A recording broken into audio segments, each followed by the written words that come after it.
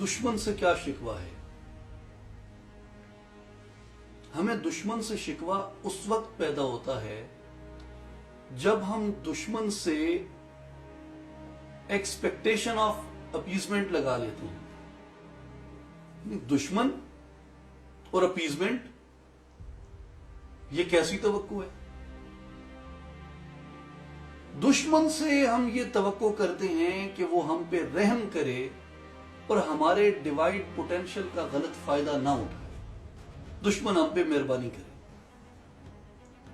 ہم جب یہ کہتے ہیں کہ یہود و ہنود و نصارہ ہم پہ یہ کر رہے ہیں تو اس کا جنرل امپریشن یہی ہوتا ہے کہ ہم دراصل یہ کہنا چاہتے ہیں کہ ہم اپنے دشمن سے اپیزمنٹ کی ڈیزائر رکھتے ہیں. دشمن کبھی آپ سے اپیزمنٹ نہیں کرتا. جہاں آپ کا ڈیوائڈ پوٹینشل ہے وہ اس ڈیوائڈ پوٹینشل کو اور بڑھاوا دے گا.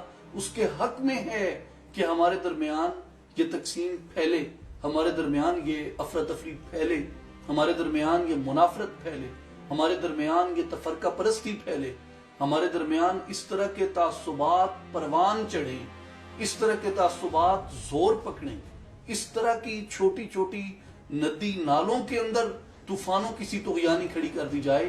یہ ہمارے دشمن کے حق میں ہے. دشمن سے ہمیں اپیزمنٹ کی توقع نہیں کرنی چاہیے. یہ ہماری کمزوری ہے, وہ ہماری کمزوری کا بھرپور فائدہ اٹھائے گا.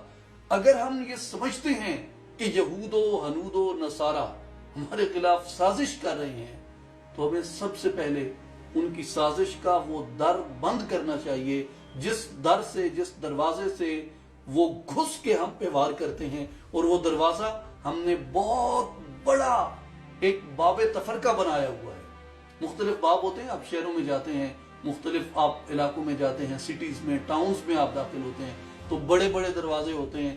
یہاں آپ لاہور میں دیکھتے ہیں موچی دروازہ, بھاٹی گیٹ, لوہاری گیٹ, بڑے بڑے دروازے ہیں یہاں پہ. اسی طرح ہم نے ایک باب تفرقہ بنایا ہوا ہے اپنے دشمن کے لیے کہ وہ جب بھی آئے اس باب تفرقہ سے داخل ہو کے ہم پہ وار کرے. ہم اس کا ہر وار سہنے کے لیے اپنا سینہ چھلنی کروانے کو حاضر ہوں گے اور اپنا سینہ چھلنی کروا کے اپنے ہی لہو کو رستہ دیکھ کے اپنے ہی لہو پہ ہم ہنسیں گے بیٹھ کے اور یہ کہیں گے کہ دیکھو میں نے اپنے دشمن کو یہ موقع فراہم کیا کہ وہ آ کے مجھے لہو لہان کرے. ہمیں سب سے پہلے اس طرح کے جو ہم نے مختلف دروازے کھول رکھے ہیں, اگر ہم واقعتاً اپنے دشمن کی سازشوں کو ناکام کرنا چاہتے ہیں تو ہمیں پہلے یہ دروازے بند کرنے چاہیے. اس سے کوئی یہ مراد نہ لے کہ ہم جو اختلاف عقائد یا دیگر اس طرح کے اختلافات ہیں ہم ان اختلافات سے کسی طرح نکل جائیں. ان سے نکلنا تو ممکن نہیں ہے, لیکن ہم اپنی تاریخ کے اندر ان اختلافات کے ہوتے ہوئے ایک امت متحدہ رہے ہیں, ایک امت واحدہ کی حیثیت سے ہم زندہ رہے ہیں. ایک دوسرے کے آنسو پوچھنے والے, ایک دوسرے کا لہو صاف کرنے والے, ایک دوسرے کے زخموں پہ مرہم رکھنے والے بن کے ہم دنیا بھر میں رہے ہیں اور دنیا نے کامیابیوں نے ہمارے قدم چومے ہیں. اس لیے آج ہماری جو سب سے بڑی ضرورت ہے وہ اپنے آپ کو اس تفرقہ پرستی سے باہر لے کے آنا ہے اور ایک دوسرے کے لیے برداشت کا جذبہ, ایک دوسرے کے لیے انسیت اور محبت کا جذبہ ہم نے اپنے اندر پیدا کرنا ہے.